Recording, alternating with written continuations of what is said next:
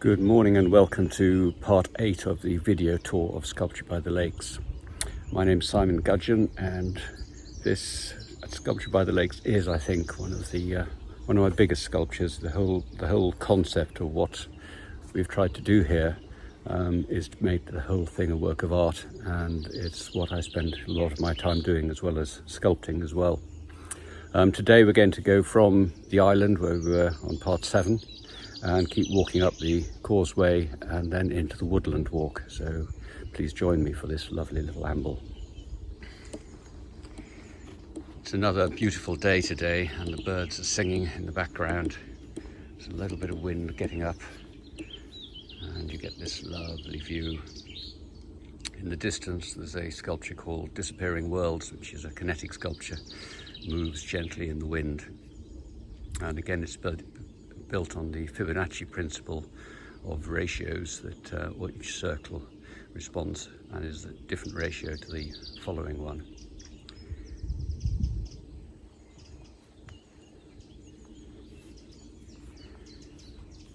These lovely mature silver birch along here, just glorious, the shapes they make.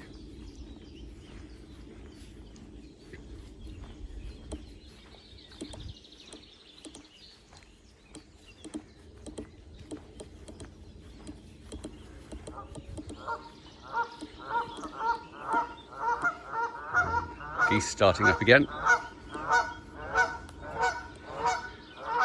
And this sculpture here is one of my barn owl sculptures. I love placing these on a oak base to simulate their preferred nesting places.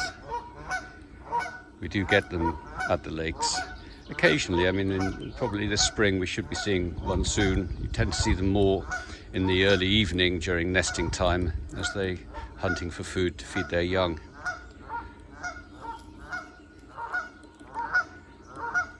And then through here, this is a new area we're starting. We're working towards getting the National Collection of Forsythia at Sculpture by the Lakes, which is it's not a massive collection of plants, but nobody else in the country is doing it.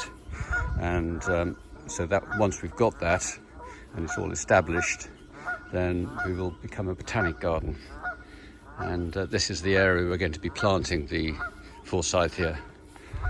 We've already got lots of cuttings which are coming on, but to prepare the area here, what we've done is similar to our vegetable garden. It's no dig, so we have put down cardboard over the grass and weeds, and then put compost and manure over that, and we're going to leave it a year, and during that time all the worms will do their bit and move the compost and manure down into the soil to enrich it, and it'll then become a much more hospitable place for the plants.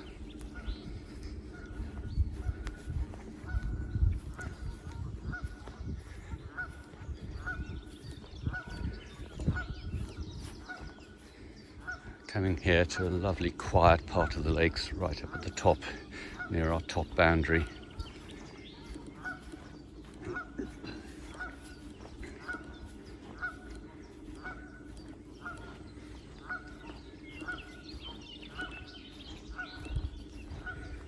You can hear the bird song out there.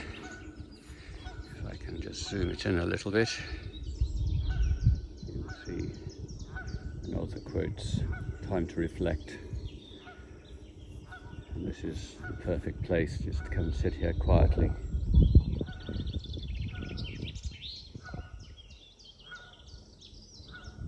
And ponder.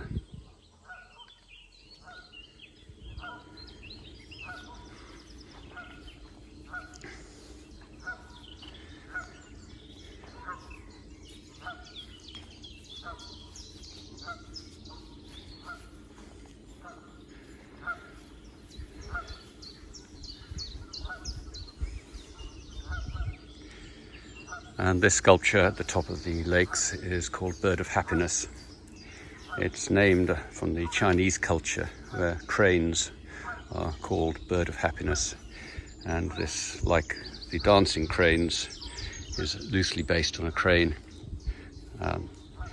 to get this lovely abstract shape.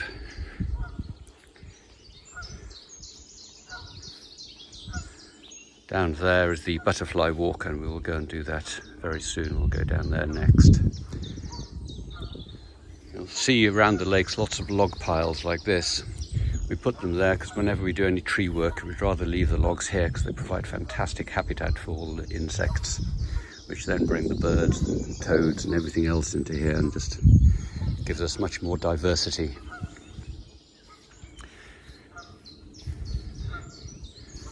This cherry tree here, we've just caught it at its best time. It's absolutely splendid. It's just growing and slowly hanging over the lake, so you get a fantastic reflection in the water.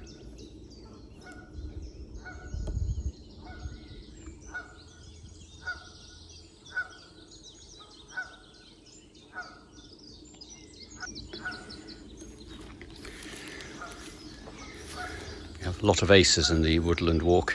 Splendid, the delicacy of their leaves and the colours are just marvellous.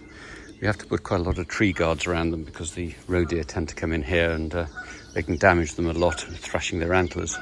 But I'm just currently making a lot more tree guards, so they'll be a little bit more attractive than this wire netting. And we've got a few lovely wildflowers growing here as well.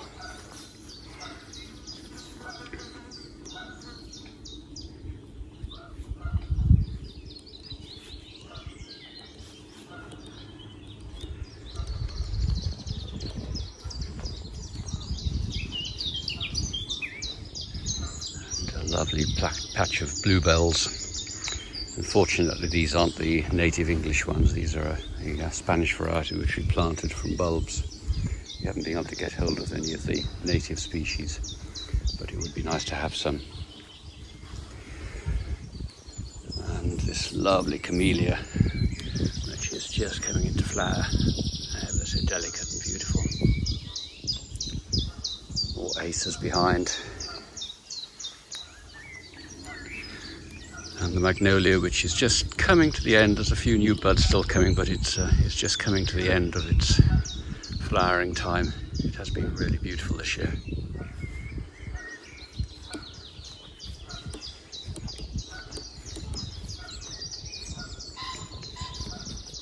Just look at the colours on that one. Another acer.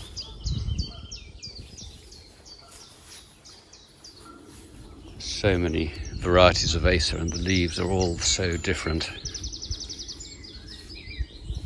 Very structural and beautiful, delicate.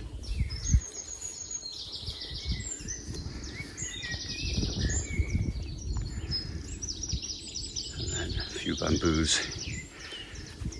I'm actually going to stop here and just go back the way we came and then go down onto the butterfly walk and start again at the Bird of Happiness.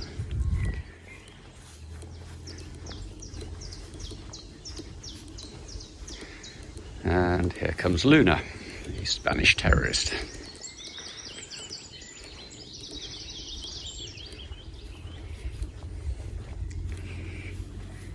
Hello, Luna.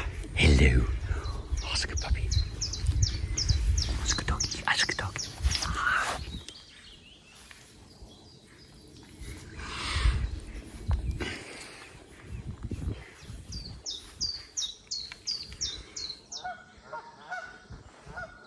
So we're now continuing past Bird of Happiness and going down the butterfly walk. This started off because a few years ago we were flooded. We've got the river on one of our boundaries, the River Frome, and we never thought we'd flood here because the riverbanks the other side of the river are lower than us, so we thought the water would only go that way. But unfortunately, in one summer we had days of rain and the ground couldn't absorb it, and the river broke its banks actually further up from here and flooded through here and filled our lakes up. And once our lakes were full, they then flooded back into the river. So we've put this bank in, you can see on the right hand side here. There's just this lovely tree to see as well. with another little perfect place to sit and contemplate. So yeah, we put this bank here and planted it all up with species that butterflies would love. And in a summer's day, we have had times when there's just been hundreds of butterflies flying through here. We've obviously got things like buddleia, which are always popular with the butterfly.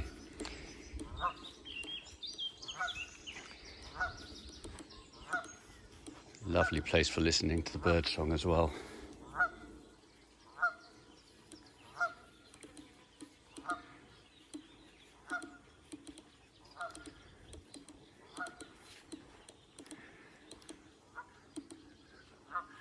Beautiful lilac tree, full flower.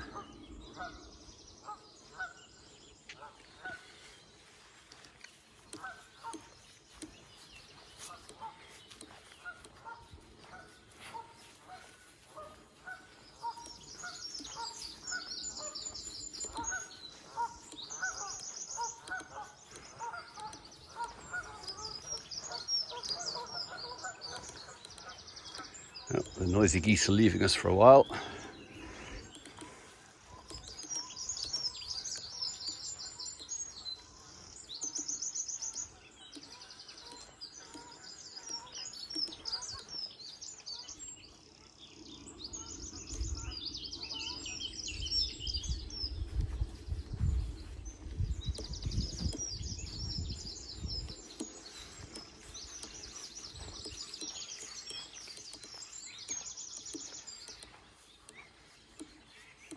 And now we come to our other boundary, and down there is the River Frome, which you can go a little bit closer and see it a little bit better in the next video.